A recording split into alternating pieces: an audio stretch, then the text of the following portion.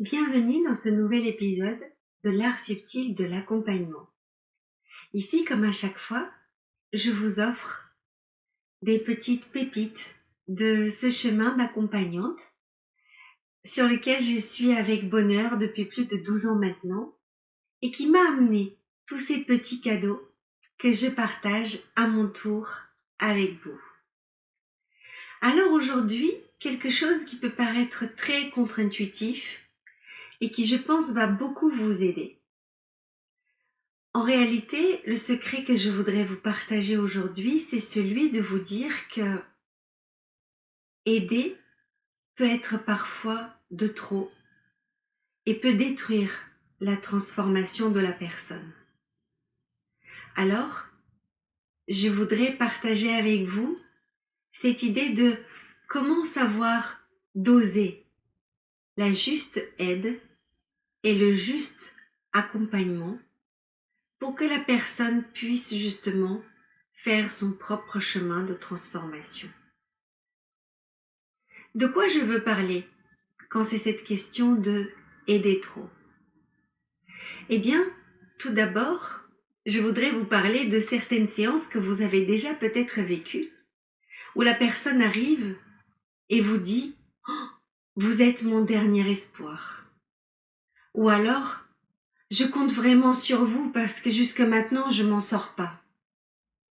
Ou encore «Oh, j'espère vraiment que vous avez quelque chose de magique parce que là, je sais plus quoi faire». Vous voyez? Chaque fois, cette personne qui arrive avec cette idée s'est départie encore une fois de son propre pouvoir et vous transmet tout. Le message qu'elle vous laisse en réalité, c'est « Vous êtes mon sauveur. S'il vous plaît, aidez-moi ». Et nous, en tant qu'un beau petit humain que nous sommes, toujours volontaires pour aider, eh bien ce jour-là, on revêt encore notre cape de Superman, de Superwoman, pour venir dire « Mais oui, je suis à votre rescousse, j'arrive ». C'est valorisant pour nous sans le savoir. Mais en réalité, ce n'est pas ça qui va aider la personne. Alors déjà, pour commencer, si l'un de vos patients ou clients arrive avec cette idée-là, qu'il a fondé en vous tous ses espoirs, voici ce que je dis personnellement à ces personnes. Je leur dis, vous savez, la première fois, je peux croire pour deux. Mais à partir de la prochaine séance, vous aurez besoin de prendre le relais. Cela pose un cadre dès le début où je viens dire subtilement à cette personne que même si je peux avoir la foi, je peux avoir des ressources à lui apporter, ce sera à elle de faire le chemin. Ensuite, pourquoi je parle de ça?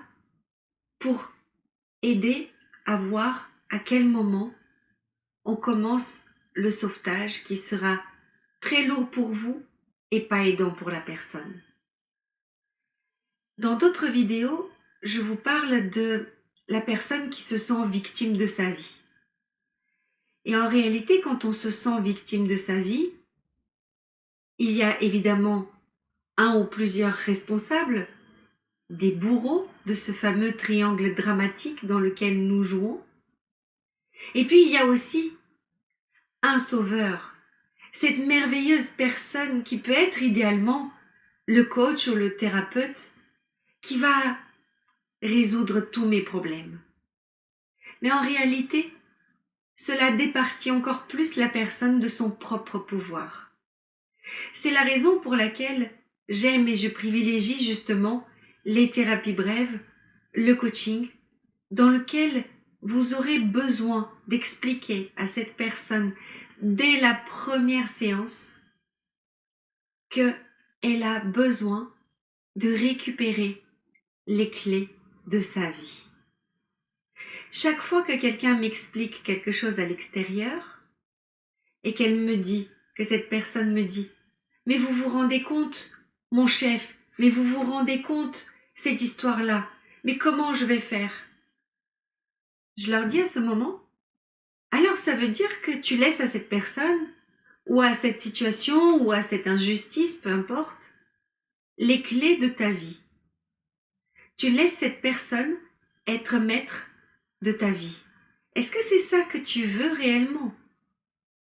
Est-ce que c'est à cette personne que tu veux donner la responsabilité de ton bien-être, de ton chemin et de ta vie? Et là, évidemment, ça réveille un petit peu plus. Et même moi, je viens dire à cette personne, mais moi, je ne veux pas non plus détenir les clés de votre vie.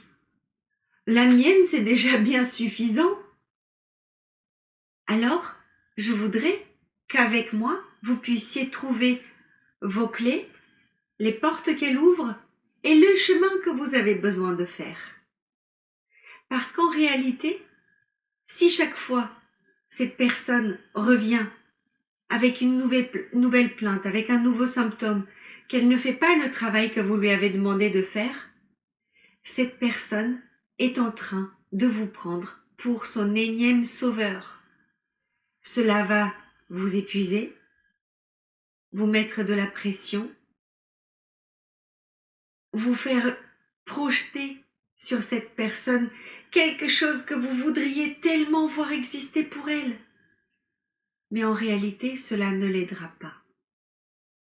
Alors, à vous, très cher accompagnant sensible, qui avez envie que cette personne se transforme absolument et qui endossez ce lourd fardeau, je voudrais vous raconter cette petite histoire. C'est l'histoire de la chenille. Elle était partie dormir dans son cocon. Et tout l'hiver est passé. Elle s'est nourrie, elle a grandi, le cocon a grandi, elle était trop à l'étroit. Et puis un beau jour de printemps, alors que le soleil pointait sur ce cocon un grand rayon de lumière, un élan est né en elle. Elle voulait bouger, sortir de ce cocon. Alors elle commence à se débattre. Mais c'est très dur parce que ce cocon, il l'enfermait en vrai. Et elle n'a pas encore assez de force pour en sortir. Alors, à ce moment-là, un promeneur passe par là. Et puis, il décide d'aider la chenille. Alors, il lui ouvre délicatement son cocon. Et vous savez quelle est la fin de l'histoire? Eh bien, la chenille était presque devenue un papillon, mais ses ailes n'étaient pas encore assez développées. Alors, elle est tombée par terre et n'a jamais pu voler de ses propres ailes.